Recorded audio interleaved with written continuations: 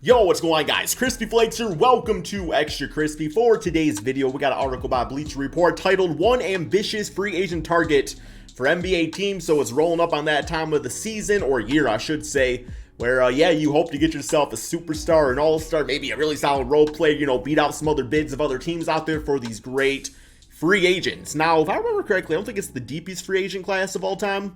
But, you got guys like Zach LaVine, obviously, so that's a nice addition right there if anybody can get him on this team. If you want to play with Cade, Zach, just saying, I'm all for it. So, also, over on my other channel, Crispy Flakes, I just did a really good video, at least in my opinion, about a comparison that's been on my mind for a very long time, and a take I had to get out there, involving Luka Doncic and James Harden. Go check that out if you are interested. We're talking about the guy who, really, when it comes to my top shooting guards of all time, Michael Jordan, Kobe Bryant, I'd say Dwayne Wade, James Harden, then Allen Iverson. But let's get going on this one, right? So we have the Atlanta Hawks with Victor Oladipo, and honestly speaking, I like it. I do like it. Obviously, with Victor Oladipo, there is health concerns, but before the health thing was a big issue, this guy was like one of the best shooting guards in the NBA. I feel like having that large role on the Hawks would be great. He's, good defensively and everything like that. Maybe not what he once was, but I think it would be a nice veteran to have next to Trae Young. I actually like this one quite a bit. Next up, we have Ricky Rubio to the Boston Celtics, 1 trillion%. Ricky makes me a little nervous because obviously coming back from a torn ACL, especially when Ricky is a guy that has had these injury issues in the past, makes you a little bit nervous right there. I personally want him to go back to the Cleveland Cavaliers just because I feel like that fan base really embraced him and everything. But, if you can get Rubio on the cheap side of things, maybe you don't even start him. Maybe you treat him as a six-man, kind of like how Derrick Rose is utilized these days, where it's like he's a starting caliber player.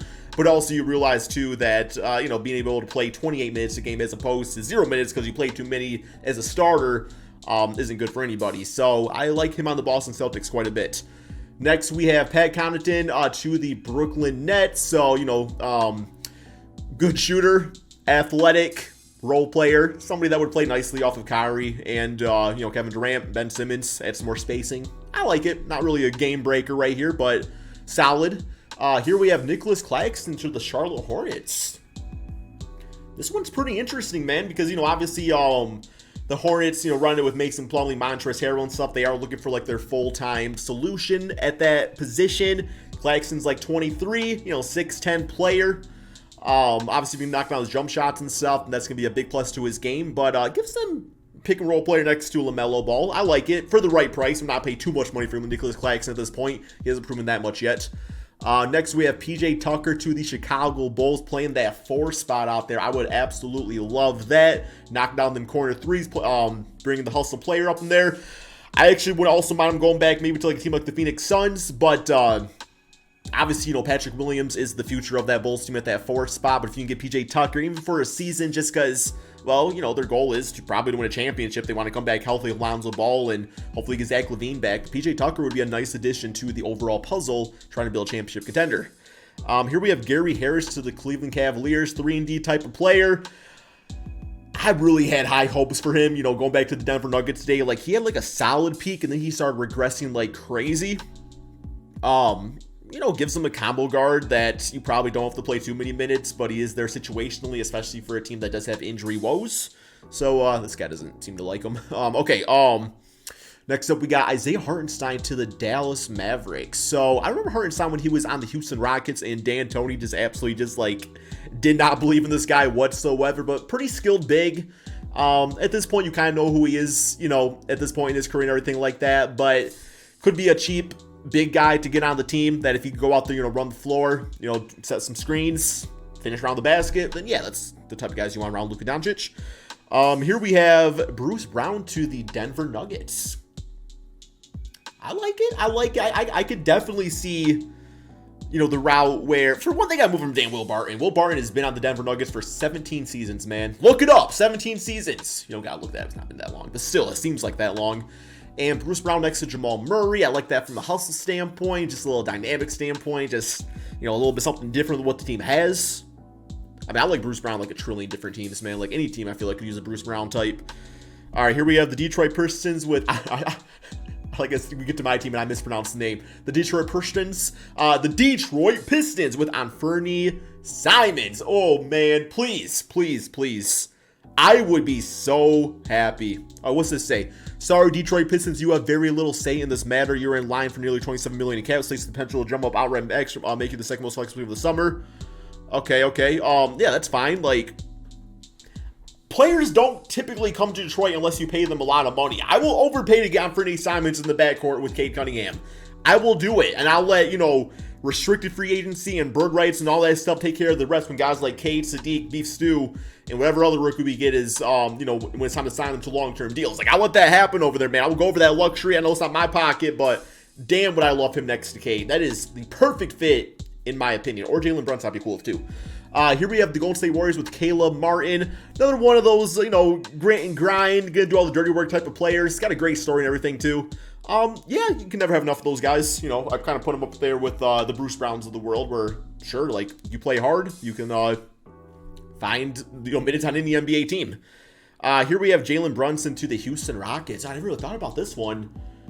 I would like him next to Jalen Green. I will say, if the Rockets did get Jalen Brunson, it makes you wonder, is Kevin Porter going to be traded at that point? At that point, then what team? Actually, a sign and trade of Jalen Brunson and Kevin Porter makes a lot of sense to me if they decide not to bring Jalen back to the Dallas Mavericks. It's interesting, though, just because you do have that Kevin Porter, he can play off ball off of Luka and stuff, but still handle it at times. He has that experience playing some point guard for the Houston Rockets previous season. Like, I don't know if it's perfect, but it's intriguing. It's definitely intriguing. Here we have Kyle Anderson to the Indiana Pacers. I don't like this one, to be honest. Like, Kyle Anderson needs to be on a contending team. When it comes, I guess, tone down, chases out $25 million in cap space. Yeah, I don't know. Like, I just think, like, if Kyle Anderson's on the Pacers, then that's going to take away minutes from a guy that can help them further along the rebuild. Like, I'm not really a big fan of this one. Here we have DeLon Wright to the Clippers. So, combo guard type. Didn't really have a great season for the Atlanta Hawks. A lot of that because of injuries and stuff. But playing the backcourt, handle the basketball, play off ball, whatever you really need him to do. I like him. Here we got Damian Lee to the Los Angeles Lakers. So, offensive type of guard right here. Probably pretty cheap. Could probably get him for the damn minimum contract. And at this point, if you're the Lakers, you got to get some youth on the team. But also I think he's related to Curry, isn't he? Or I think he's married to Curry's sister, which I guess makes him related. So, hey, like, maybe get some secrets up in there. How to, stop Curry, I guess. I don't know. Probably not.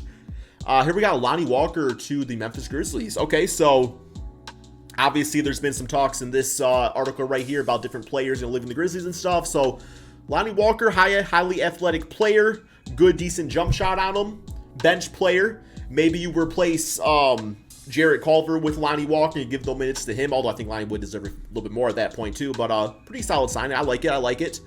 TJ, I love this. TJ Warren, yes, assuming he can stay healthy, because if they're bringing back Victor Oladipo too, at this point it's gonna be the Miami Pacers. But that's my thing about that Miami Heat team, the Pacers team from years past. It's like they always had really good quality NBA players. You had TJ, you had Sabonis, Miles Turner, Malcolm Brogdon, Victor Oladipo, like all guys that together never really were gonna win a championship ring.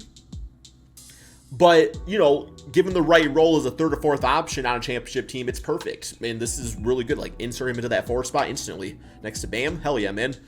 Here we got Otto Porter to the Milwaukee Bucks.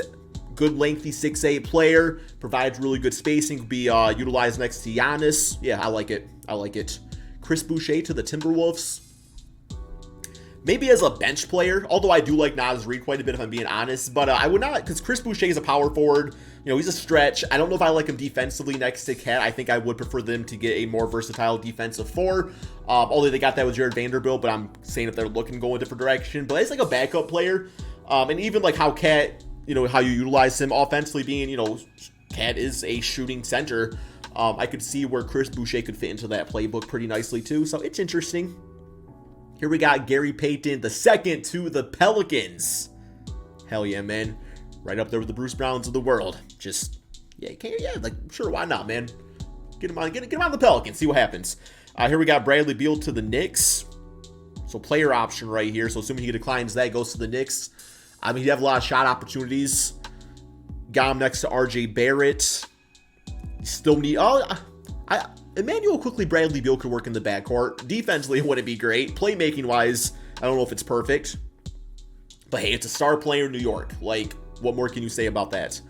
We got Mitch. Oh, yes. Hell yes, man. This is great. Because I actually just did a TikTok earlier talking about Mitchell Robinson.